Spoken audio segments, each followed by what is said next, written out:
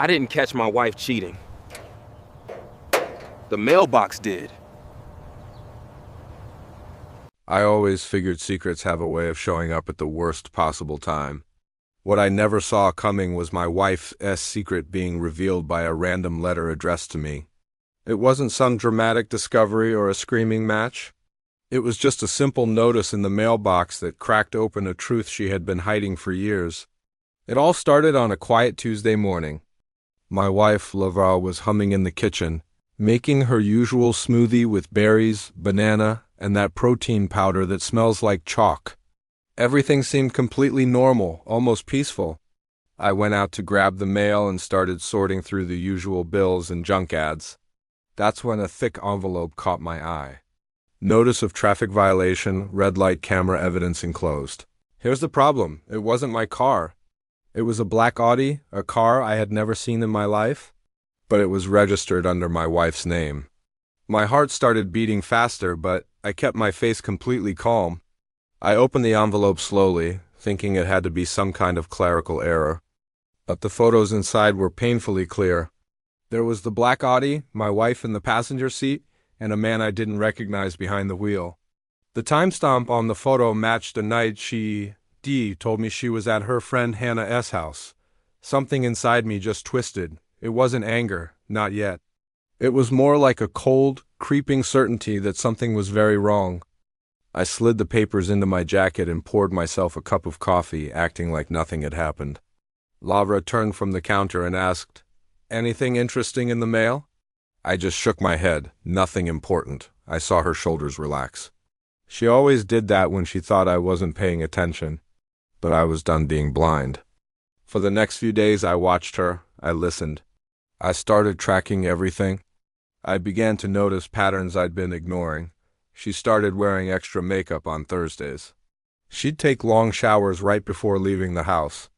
And she started deleting text messages she used to just leave visible on her phone. She'd come home late with these flimsy excuses about work emergencies.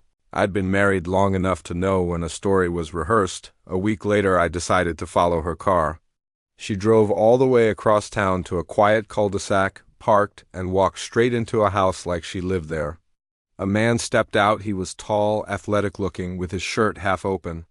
He hugged her with a familiarity that just broke something inside me. It wasn't a friendly hug or a comforting hug. It was a lover's hug, but I didn't run up to the door. I didn't scream at them. I didn't confront her right then and there. I simply took out my phone and photographed everything. I documented every single minute she stayed in that house. When she left 2 hours later, her hair looked different and she was smiling like she had just been living a parallel life, a life where I didn't exist. I spent that entire night just staring at the ceiling. There were no tears, no rage. It was just this quiet realization that I'd been married to a complete stranger who was using my loyalty as her cover. What still shocked me wasn't that she cheated. It was how easily she pretended she didn't. The next day I went to see an attorney. I explained everything, handed him the photos I'd taken, and watched him nod with that practiced calm that lawyers have when they know you have a winning case. He looked at me and asked, "Do you want the divorce served quietly, or do you want her to feel it?" I didn't answer right away.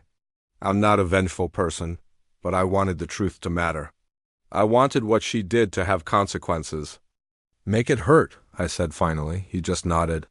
That night, I came home from work early. Lavra walked in later than usual. Her cheeks were flushed, and she was wearing this heavy perfume scent she never wore around me. I looked up and asked, "Long day?" She sighed dramatically. "You wouldn't believe it. Work was a complete mess." I just nodded slowly. "I believe that." She went upstairs to take a shower. While she was gone, I sat down at the dining room table. I spread out the traffic violation notice, the printed photos of her with the other man, and my attorney's letter, arranging them neatly in front of her seat. My hands didn't shake. My breathing was steady. It felt like I was preparing a lesson for someone who desperately needed a dose of reality. When she came back downstairs in her robe, humming to herself, she froze at the table. All the color drained from her face. "James, what is this? Evidence?" I said calmly. "Of where you've been. And who you've been with." She lunged for the papers, but I held them down. That's not James, I can explain everything. I know, I said. My lawyer said you'd try that. Her eyes went wide. Lawyer? Yes, I said. The divorce papers will be delivered tomorrow morning. The tears came instantly. Overwhelming, dramatic, desperate tears. It wasn't serious, it was just a mistake. I didn't want to hurt you. You did, I replied. For years? She started shaking her head. No, it was only a few months. Then explain the car, I interrupted. The one registered in your name. The one you've been driving around with him. She went completely silent. And that told me everything I needed to know. She tried to reach for me, but I stepped back. Stop, I said. Whatever version of me you think still loves you. He died the moment I opened that envelope. She collapsed into her hands, sobbing.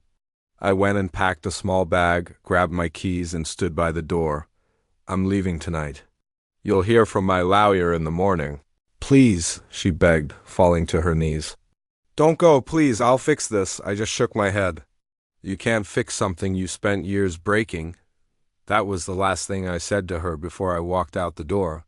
Outside, the air felt lighter. The truth hurt, of course it did, but freedom felt so much better. And to think all it took was one envelope to expose a secret life she thought she'd buried forever. Thanks for watching. If you have a story you'd like to share, let us know in the comments. Don't forget to like and subscribe for more content. See you next time.